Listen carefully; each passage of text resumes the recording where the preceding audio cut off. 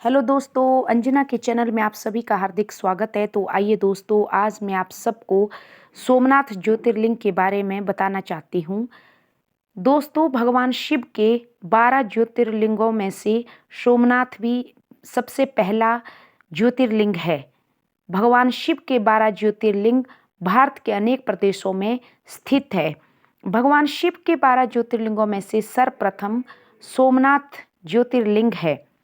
तो आइए दोस्तों, आज हम सोमनाथ ज्योतिर्लिंग के बारे में जानेंगे कि सोमनाथ ज्योतिर्लिंग कहाँ पे है। सोमनाथ ज्योतिर्लिंग गुजरात राज्य के एक क्षेत्र सौराष्ट्र में स्थित है।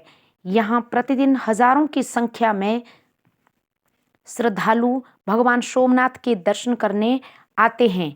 पौराणिक कथा के अनुसार माना जाता है दोस्तों कि दक्ष प्रजापति ने अपनी 27 कन्याओं का विवाह चंद्रमा के साथ किया था।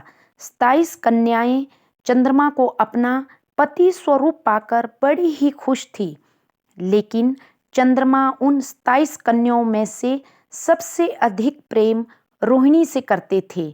इस बात से सभी स्त्रियां दुखी रहने लगी और इसकी शिकायत उन्होंने अपने पिता दक्ष प्रजापति से की कि चंद्रमा हमारा सम्मान पूर्वक ध्यान नहीं रखता और हमारे साथ भेदभाव करते हैं। वे सिर्फ दीदी बहन रोहिणी से ही प्रेम करते हैं और उन्हीं का ख्याल रखते हैं। अपनी पुत्रियों की दशा और चंद्रमा का ऐसा दुर्व्यवहार सुनकर दक्ष प्रजापति बहुत दुखी हुआ और अपने दामाद चंद्रमा के पास चंद्रलोक जाकर उनको बड़े प्रेम से समझाया कि वे उनकी सभी पुत्रियों से सम्मान पूर्वक प्रेम करें, उनका ख्याल रखें। दक्ष प्रजापति चंद्रमा को समझा करके वापस अपने लोक आ गए, लेकिन चंद्रमा तो रोहिणी को ही प्रेम करने लगे, जिससे वे सभी बहनें दुखी हो गई और दोबारा अपने पिता के पास गई। पिता ने दोबारा चंद्रमा को समझाया कि वे ऐसा ना करें, वे सभी 26 और कन्याओं को भी बराबर प्रेम करें, क्योंकि दक्ष प्रजापति ने कहा कि देखिए दामाद जी, मैंने आपको अपनी 27 कन्याओं का विवाह करवाया है आपसे, आप अच्छे कुल से हैं, अच्छे खानदान से हैं, फिर आप क्यों भेदभाव कर रहे हैं। अपनी सभी पत्नियों को बराबर प्रेम करें और उन सब का ख्याल रखें।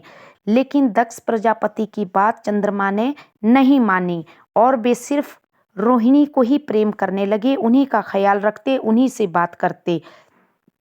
इस पर जब पुत्रियों ने दोबारा अपने पिता दक्ष प्रजापति से चंद्रमा की ये बातें बताई तो दक्ष प्रजापति को बहुत ज़्यादा गुस्सा आया और वे चंद्रलोक पे आके दक्ष प्रजापति ने चंद्रमा को श्राप देकर कहा कि तूने मेरी पुत्रियों का अनादर किया है, जा तुझे क्षय रोग हो जाएगा।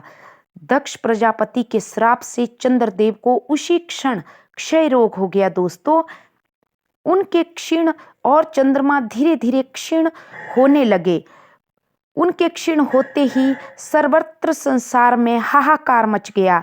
सभी देवगण तथा ऋषिगण भी चिंतित हो गए। तब सहायता के लिए वे सभी ब्रह्मदेव के जी की शरण में गए।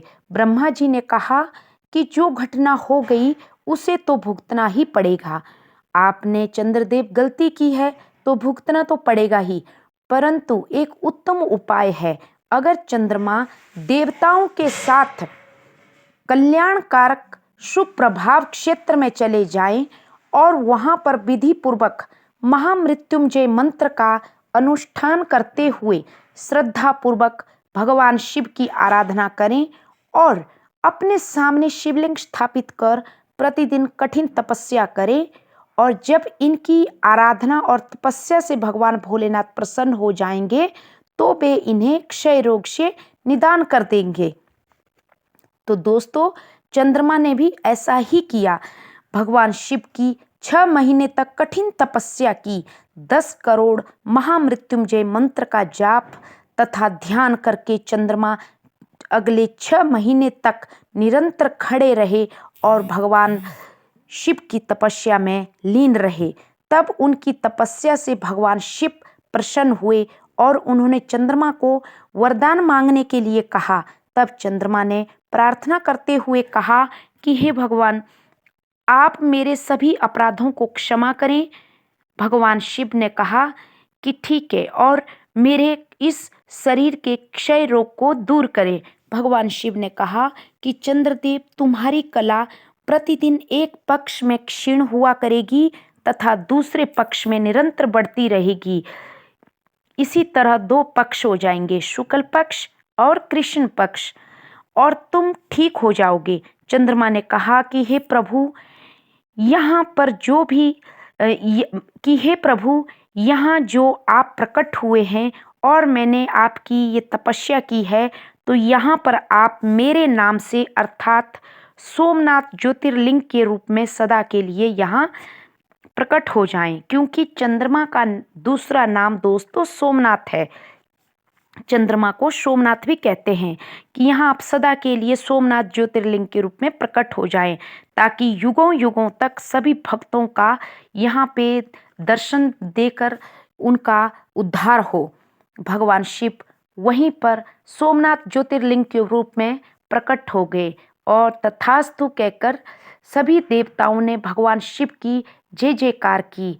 तो दोस्तों, ये थी सोमनाथ ज्योतिर्लिंग की बहुत ही सुंदर पौराणिक कथा। आशा करती हूँ आप सबको पसंद आई होगी। तो प्लीज़ ज़्यादा से ज़्यादा सब्सक्राइब करें। Thank you.